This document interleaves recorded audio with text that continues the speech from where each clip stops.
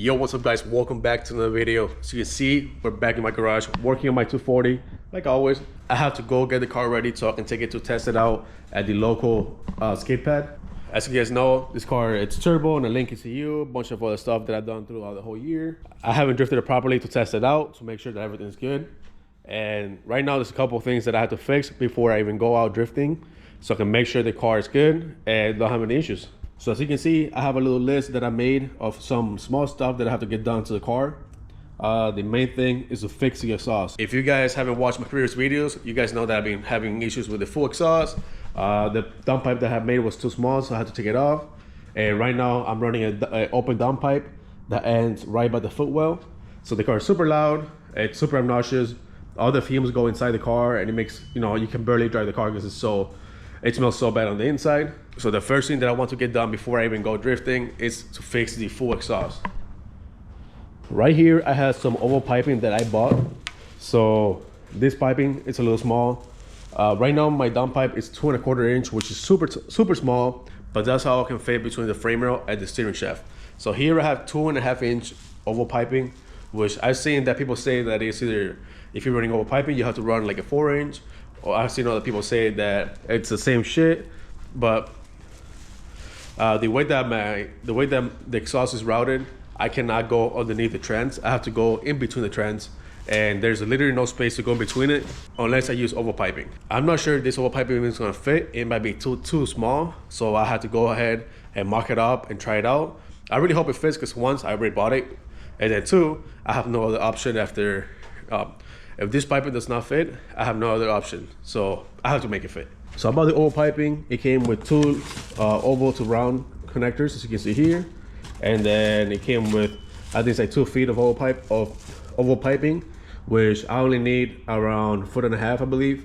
So I won't use all this. I'm only gonna use a small section, and then after this, it will go from 2.5 to a 3 inch full back exhaust. I know it's a little small, 2.5 inch oval piping, but like I said, I have no other option. That's all I can do for the meantime. The next thing that you see on the list is turbo coolant lines. So right now, I have a lot of people don't run coolant lines to the turbo, but this is a cheap eBay turbo and I want to make it last. So I am running coolant lines, and as you can see, the one line goes over the dump pipe. It's literally put like 2 inches away from the dump pipe right here.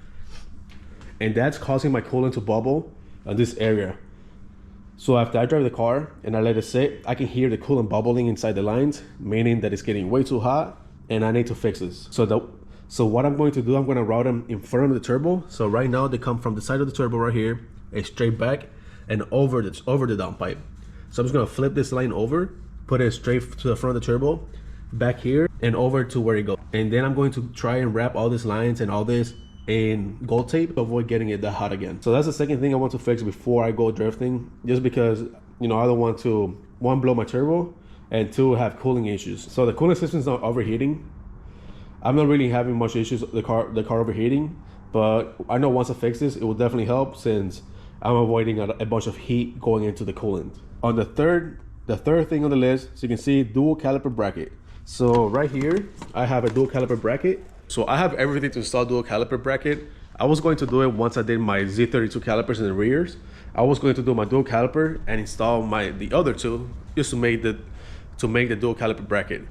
But the only reason I did not do it because I wanted to have a parking brake on my car. So every time I stop anywhere, if the car is on, I have to shut it off, put it in gear, or I have to shock the wheels. So by me putting a parking brake, of course, I can leave the car running, just pull the handbrake, and we will be all good. But I've been waiting on one of my friends to pull the parking assembly from his Z32. To be honest, he's been slacking. He told me to go pull it, but it was cold outside. I was super busy, didn't have time to pull it. And I just messaged him. He said he was currently pulling it a couple of days ago, and since then he haven't hit me back up. So now it's either I run it without the parking brake or I wait for him. To be honest, if he doesn't get it done today or tomorrow, I'm just going to put my Z32 dual caliper bracket and my Z32 calipers, which they are right here. I will just put them on and not worry about them. The next thing on the list is brake booster. This is not super necessary. I've been driving the car without brake booster because this brake booster, it's leaking. So I did a brake booster leak test and I can hear the brake booster leaking, which was causing a boost leak. So right now I have the line capped off, and I'm just not running I'm not running a brake booster at all. But if you go over here, you can see I have a brand new or reman boost controller. If you come over here, you can see I have a reman brake booster from Rock Auto. Open it up. So here this is it looks brand new brake booster. So now my brakes won't be super hard, and I won't have a boost leak neither. So that is not as important, but I would like to get it done before the drift event. I have 3 days to go drifting, and I'm super busy doing other stuff. So the main thing I want to get fixed is the coolant lines and the exhaust. Next thing on the list is oil change. This is super easy to do, won't take long. I have to do an oil change because I've been running the car for the past couple months on the same oil, even though I've been barely driving the car. But it's on the 85, it's been old, and I want to make sure I get new fresh oil to go to the track and have no issues. So definitely gotta do an oil change, which, like I said, super simple to do, take me a couple minutes. And the last thing on the list is soy bar links. Not important, but I would like to get my soy bar links installed before I go to a drift event. If I don't, it's not a big deal. I can do them later on. Like I said, it only takes a couple minutes. But I prefer to do everything on the list before I do the soy bar links. So enough talking. Now let's go ahead, get the car up in the air, and start looking at the exhaust, see what we can do, and hopefully we can make the piping work. I have to check if I have enough wire to weld. I've been welding a lot and haven't checked it. So I hope there's enough. Oh yeah, we have half a roll. We are full on gas. So we're ready to weld. So yeah, let me get the car up in the air, start looking at the exhaust, and start mocking it up. All right guys, so this is how the exhaust looks. And I was just looking at it, and to be honest, I won't even need this whole oval piping section. I can just get away with this oval to straight. So I have two of these, one for each side of the oval piping. But if I put both of these together onto here, it's long enough to reach the downpipe. So this is the downpipe right here. This is 2¼ inch, and this is 2½. So here I have a 2¼ to 2½ adapter, which is going to go on this side, of course. So this is going to go just like that, and then it's hard to do this with one hand. So that's gonna go just like so, and then this one will connect to this side, and it will basically connect to the other one. So it'll be 2½, and the only oval piping will be around maybe 4 inches, since this whole thing is not oval, only around half of it. So the if you add both of these sides together, it will be around 4 inches. So I guess it won't be too bad. Even if it's restrictive, it won't be too restrictive. There's no space here to fit any normal size piping. Those smaller ones I was able to fit, it was like 1 3/4, and that's why my car was so restrictive. So yeah, it's not gonna be bad at all. I'm pretty sure we can get away with just welding the pipe here and putting both of these together, and it will be perfect length. So I know this is pretty bad, but this is the exhaust that I was running before. It's 1 3/4, barely 2 inch, if that. And as you can see, look how the pipe is super tiny on the inside. I had to overlap him in order to make it work. I'm not proud of this. It looks really bad, but I need this V-band. These welds are terrible because, as you can see, there was a big gap, and I had to fill that huge gap that I had. Yeah, not happy about that. And as you can see, I didn't even clean the piping. That's why the welds are not bad. So as you can see, got the V-band cut off. It was super thick to cut this shit off. As you can see, these welds were really thick, so it kind of sucks to get it off, but so we got it out. Now we just have to get this all welded in. All right guys, so you can see the exhaust is just chilling in there. It's not welded, but this is how it's going to be looking. It's not perfect. I had to use some old pipe that I had sitting outside for a while, so I'm gonna have to go take that out, grind it down. But first I'm gonna have to tack it and then grind it down, make sure that it's all nice, and then I can weld it on. As you can see, like, these welds right here are pretty good. It's hard to tell. If the pipe is good, I can weld them, but if it's like this, all dirty, of course you gotta clean them up. But it's still not aligned up here. I have to align this two oval piping, but as you can see, it's so tight up here, really hard to get to it. I tacked the V-band on it. I take the V-band on this side, so I'm just gonna go ahead, come here, clean all this up, and tack it up. And then, in order for me to take this whole metal pipe off, I have to take the transmission mounts off, and drop the trans about 4 inches, about 3 to 4 inches. So yeah, it's gonna be a pain in the ass. So let me go ahead and get this all tacked up. Once I know it's all good, I can pull the bolts off of the trans, which are gonna be super difficult. As you can see, there's not much space here, and I can start getting it welded. All right guys, so I know it's a little hard to see since the GoPro sucks when it's dark, but I got the full exhaust done. It clears now.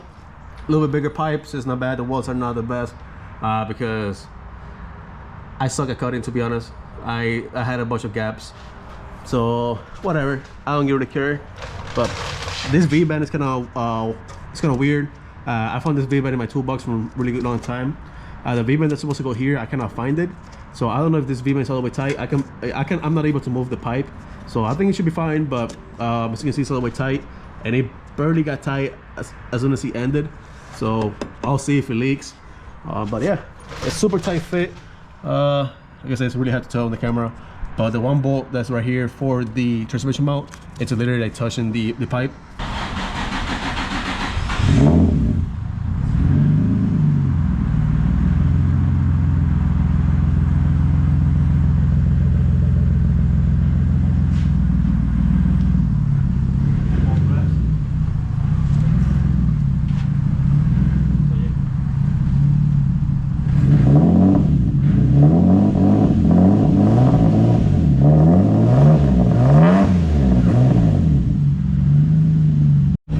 Make sure there's no leaks. Yeah, sounds good. V-band is not leaking. Hell yeah, that's what's up. So I'm glad finally got a full exhaust, guys. I don't have to worry about, you know, having this whole thing, all the fumes come inside. And as you can see, it's nice and quiet. It's literally a straight pipe, but it has a vibrant resonator. And this vibrant resonator, even when it was NA, the car was pretty quiet compared to how it was stock, or how it was straight pipe. So if you guys ever need to quiet down your car, make sure you go with a vibrant resonator. Like I said, it helps a lot, and it's super quiet.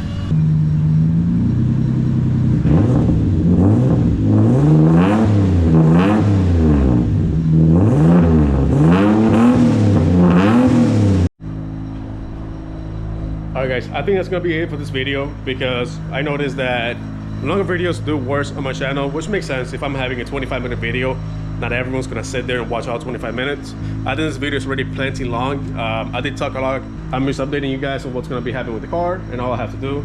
Like I said, I still have to do these other 5 things on the list, and it's gonna take me a while, and I do not want to make like a 25-30 minute video. So if you guys want to watch more of this car, more of the other stuff that I have to do, like I said, I am going to be hitting the track in 4 days. So if you guys want to subscribe and watch that video, I'm gonna record, you know, my whole day. Hopefully I don't have the issues I was having before. Like I said, I was losing throttle when I was sideways. A lot of people say it could be the settings on the ECU. I called Link and they told me it was it could be the settings of the PID settings on the ECU. If you guys want to watch more of the car on the track, more of any of my cars, I got my other turbo Miata. My brother has a silver Miata. He's actually coming with to the track to test his Miata out. So if you guys want to watch any of the other cars, make sure to click that subscribe button, and I'll see you in the next one.